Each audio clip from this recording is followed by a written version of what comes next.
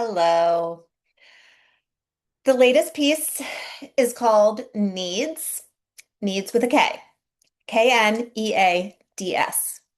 I'm really excited to read it to you guys. Kneads. I did not turn 40 gracefully. In a life defined by others' perception of my, well, grace, I was in a pickle. I'd spent years carefully curating my existence until I had it all. A meaningful career, a stunning multi-generational family unit, and a thick woven thread of intriguingly stimulating friends from every stage of life. I conned an exceptionally sweet and adorable man into marrying me, and we are lucky enough to share three equally charming children. I am not bragging. These are facts. Even so, I would crawl out of bed late at night when the house was asleep to follow my wandering soul. That's when I started going to the cave for my regular late night reflections.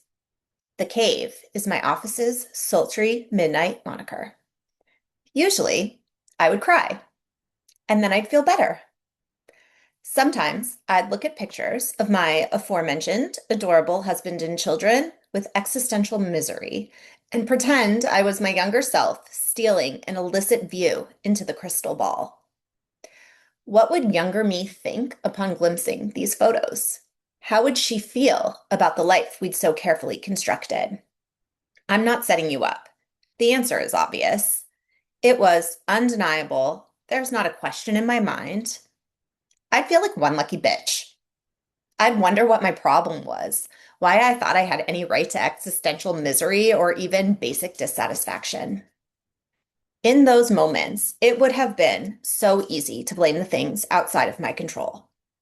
I could have told myself I didn't like my husband's attitude, or that I deserved better treatment at work, or that my kids were assholes. I had options. My twilight trysts increased in intensity as my 40th birthday approached and receded. In October 2022, 1 month after a deeply disappointing turn of the decade, my fingers typed out a poem. I felt like an imposter, a cringy moron trying to connect back to my younger self. Like, get a therapist. Don't worry, I did. Late that night, a jumble of words spilled out. While they weren't completely coherent, they were magic. The poison that had been pushing at the surface of my veins since the anticipation of a new decade had finally exploded out my fingers. And I understood. And the ones who I love, they need me, and I'm whelmed over and over and over. I reach for you, I reach for them, I reach for everyone except for myself. Of course, I am grateful. I have the life I always wanted, and people have real problems. I may be bordering on emotional instability, but I'm not delusional. I'm fucking tired. And I'm looking everywhere I can think of for a reprieve. My kids are self-involved egomaniacs, as they deserve to be until the world tries to break them. They are strong. My husband has his own shit, and my therapist says I can be a lot sometimes. My friends are dealing with trying to survive the dystopian nightmare that has crept over our country since Obama left the White House. My 74-year-old parents are focused on their grandchildren and aging gracefully in no particular order because what's the difference? I'd rather their energy go there than anyone else so they can stay comfortable alive for several more decades. And if you are thinking of coming at me for my previous not delusional comment, I invite you to remember that I also spoke of emotional instability. Thank you for your unwavering support. And then there's my sweet, uncertain younger self. I reach for her, asking her to heal me, and she looks up at me with my own eyes, pleading, and she says, "It gets better, right? It gets more meaningful. We find some peace. We keep our joy." And how can I say anything to her besides, "Yes, baby girl, yes, you've been incredible. Look at what we've done together. You worked so hard. Thank you."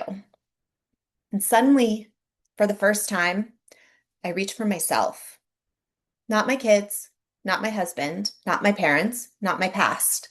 Me today, designing who I want to be as I re-up my involuntary lifetime membership to myself. I start telling my kids I need quiet time when I get overwhelmed. I lock the door to my office after dinner, and I cry and I write and I play New York Times puzzles. I hold myself for a little while. I turn inward, like the cliche I've become. I write more poetry, and I start to find space for breath in my lungs as I explore meaning in my threads of words. I stop chasing my husband's constant approval and accept that my actions will be incongruent with his own inner dialogue sometimes. He didn't even particularly care about the words you're reading here, so meaningful to me, but irrelevant to his logical brain. I cried, started my period, and moved on. The noise quiets a smidge, and I can see that getting older, if I can accept it, can be a balm to knead the aching folds of my aging heart. Suddenly, being in my 40s is not so bad.